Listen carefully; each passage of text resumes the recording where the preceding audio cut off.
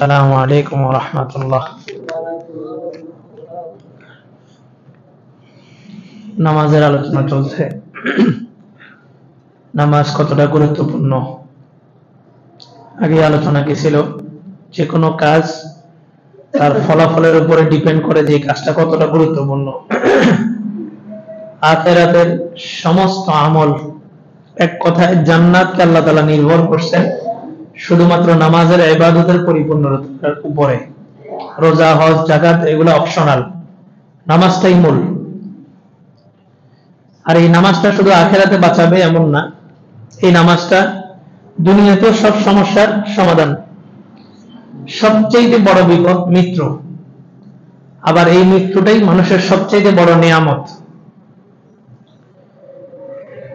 এক মুহাদ্দিস লিখছেন যে মৃত্যুটা কত বড় নিয়ামত, মৃত্যুটা যে আমাদের কত বড় একটা নিয়ামত, এটা জাহান্নামীরা জাহান্নামে যাওয়ার পরে বুঝবে।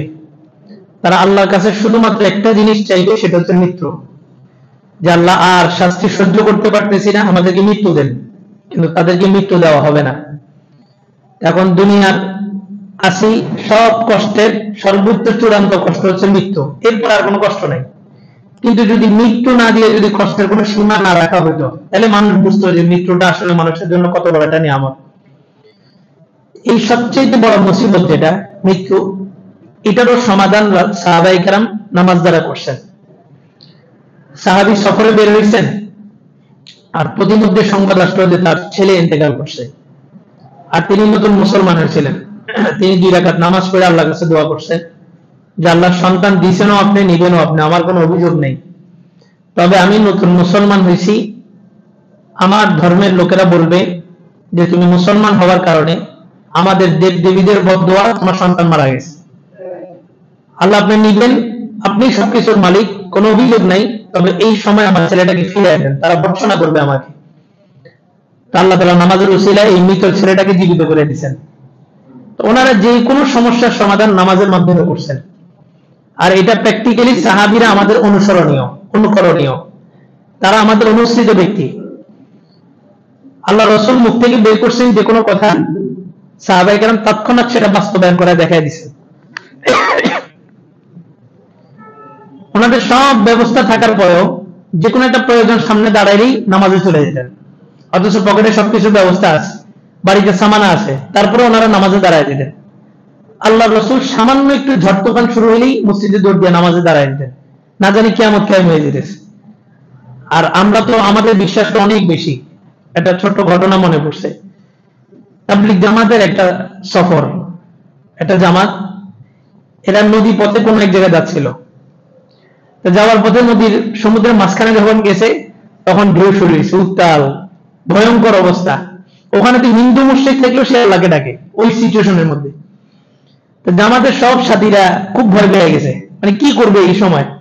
আর একজন সাথী ছিল যে চুপচাপ বসে আছে, মানে তার মধ্যে কোনো ভয় কাজ করতেছে না। তো যখন তুফান শেষ হয়ে গেছে, সমুদ্রের কিনারে যখন গেছে সকালবেলা, সাথীরা তারা জিজ্ঞেস করলো যে তুমি কি কারণে এরকম নিশ্চিন্তে বসে ছিল, কোনো ভয় তোমার মধ্যে কাজ করে নাই?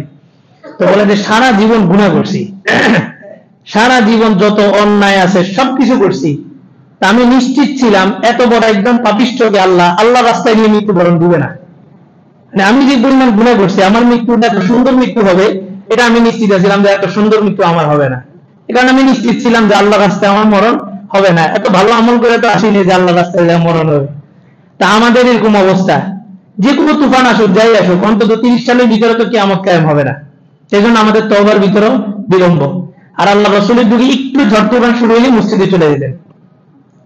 তো বলতেছিলাম যেটা আমাদের সবকিছু আছে, আমরা এই জন্য নামাজের দিকে ঝুঁকি না। পকেটে টাকা আছে, যে বাজার করে নিয়ে আসলাম, এটা বিপদে পড়ছি হাসপাতালে যা চিকিৎসা করে নিয়ে আসলাম, কিন্তু নামাজের দিকে ঝুঁকি না।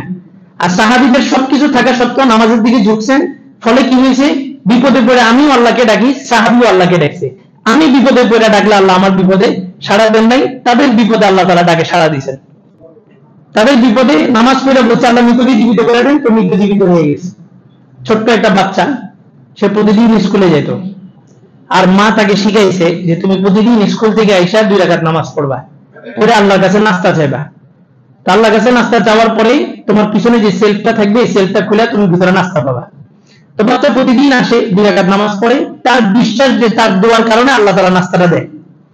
একদিন ঘটনাক্রমে মা গেছে বেড়াইতে, ওই দিন নিয়ম মতো বাচ্চা বাড়িতে আসছে, কিন্তু মার ভিতরে একটা টেনশন ছিল যে হারে ছেলেটার একটা বিশ্বাস তৈরি করছি, আজকে তো মনে হয় বিশ্বাসটা ভেঙে যাবে। তো মা টেনশনে আছে। মা বিকালবেলা খুব মন খারাপ করে বাড়িতে ফিরতেছে, আর বাচ্চা দৌড়ায় যায় মাকে বলতেছে, মা আজকের ফলগুলা কোথা থেকে আনছো, এত মিষ্টি। তো বলে কিসের, কোথায় ফল পাইছো? বলে যে আজকে আমি নামাজ পড়ে, ওই যে আল্লাহ প্রতিদিন দেয়, আজকে আমি সেলফ খুলে দেখি যে আমার নাস্তা মানে দেখা আছে।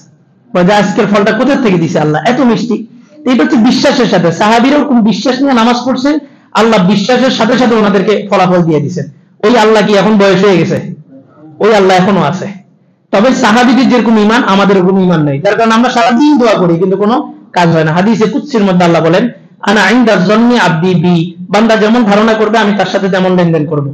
সমুদ্রের মাঝখানে কোনো কিছু নাই, ওই জায়গায় দাঁড়ায় যান শেষ সর্বশেষ আল্লাহর উপরে তাওয়াক্কুল যেমন হবে, বাড়িতে থেকে বাড়ি ঘর সবকিছু আছে, এখানে বসে আল্লাহর উপরে তাওয়াক্কুলটা হবে না। এই জন্য সিচুয়েশন তৈরি করতে হবে, সিচুয়েশন গুলো আসার জন্য দোয়া করা যে আল্লাহ আল্লাহ জাতের উপরে যেন বিশ্বাস বাড়ায় দেয়। তোমার টাকা আছে, আমি বাজার করতে যাবো, তারপর অভ্যাস করেন সালাতুল হাজত, যে আল্লাহ আমার এই টাকা দিয়ে প্রয়োজন নাও থাকতে পারে, কোন একটা বিপদ আসতে পারে, আল্লাহ আমার বাজারটা যেন সহজ হয়।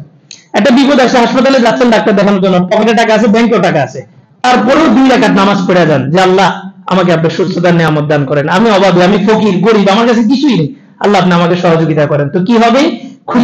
খুশির সময় আল্লাহকে স্মরণ করছেন, তো অভাবের সময় আল্লাহ আপনাকে স্মরণ রাখবে। আল্লাহ তাআলা কথাগুলো বুঝার আমল করার তৌফিক দান করুন। দাঁড়িয়ে কথা শুরু।